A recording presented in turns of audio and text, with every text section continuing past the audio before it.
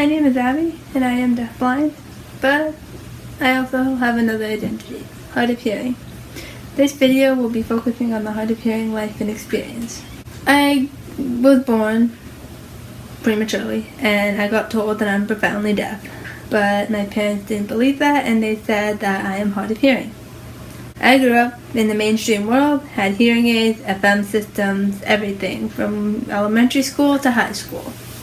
Mainstream means being the only deaf or hard of hearing kid in the entire school. So I had to speak. I had intensive, many years of speech therapy to try to match the hearing world and accommodate their needs. I wasn't exposed to deaf culture or signing or anything until later on in my life, so grade 11. Many hard of hearing people have experienced it. They grew up learning to speak, had hearing aids, had FM systems, was in a mainstream school without deaf exposure. It's a challenge because you're stuck in a world where you're limited in hearing, so you have residual hearing, which I have. Because I can speak so well, I accommodate the hearing world easily. But when it comes to me asking them for accommodations, I don't get it. But you speak so well. What, you're deaf? Yeah. Wow, you speak so amazing. I'm so proud of you. Really? No, that's not a compliment. That's more of an insult. We took our time, choice or not, to accommodate your needs. We learned to speak for you.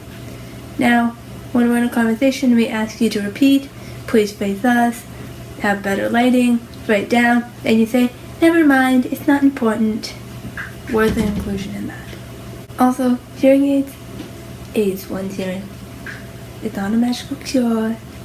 It doesn't resolve hearing and make everyone hear normally. No. My hearing aids were not successful. Neither was my FM system. It failed. It was either too loud and staticky, or too quiet and it could hear fine. And I must have loud and perfect understanding of speech. Did not happen. I'm stuck in two worlds. Many of our hard of hearing people are stuck in two worlds. Because we could speak, but because we had sign language, or we were just learning, we're stuck in two worlds. We have an identity, we're hard of hearing, we're part of a culture, but we grew up in the mainstream hearing world. We can speak, but we know ASL, or we're learning to. But because I have the ability of speaking, it means I can interpret for everyone, which I honestly don't mind. It's what I do. I am here to accommodate everyone who is in need, especially my deaf and hard of hearing friends. But I can accommodate hearing people too. Or I'm deaf, but I learned ASL later in life. I wasn't exposed to it when I was 5 or 2. But because I grew up with English first, I'm not deaf enough. Not necessarily deaf enough, but I didn't grow up with a deaf experience. But at the same time I did. I grew up with discrimination of schools, being involved in group projects and events. So, yeah, we deal with similarities. We deal with discrimination of job, having struggles to understand what's being around, trying to ask hearing people to accommodate us. Except the only other factor that we have is that we can speak. Some deaf people can speak. Some hard of hearing people grew up with ASL. But most hard of hearing people did not have exposure to sign language until later on in life. I value sign language. I'm so thankful to have ASL as my primary mode of communication now. Looking back at elementary and high school, I spoke every day. It was exhausting. In high school, I took my hearing aids out. I refused to have them. I was forced to lip read, to learn at least, because I never got taught that.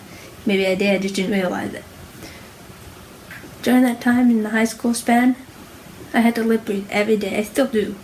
I need to use my residual hearing to understand what's being said. So an example.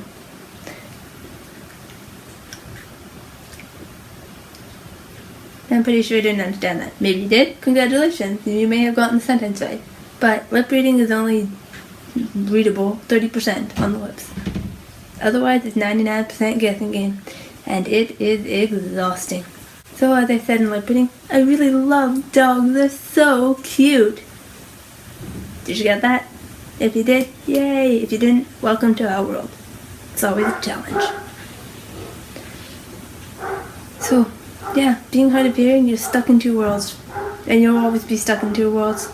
But honestly, I'm proud to have deaf culture and identity within me.